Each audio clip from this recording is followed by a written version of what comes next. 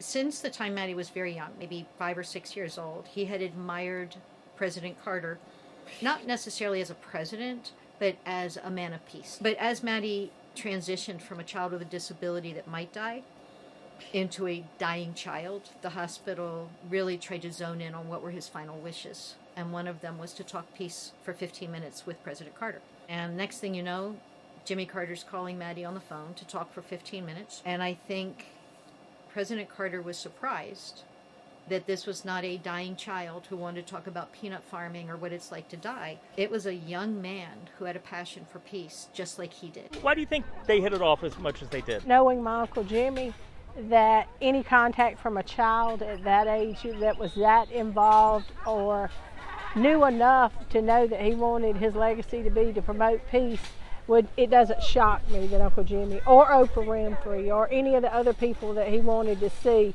would want to meet him. I don't know whether Mattie was more proud of when he said, Jimmy, do you want to write the Just Peace book with me? Okay, and Jimmy said yes right away without even thinking, or when President Carter was awarded the Nobel Peace Prize.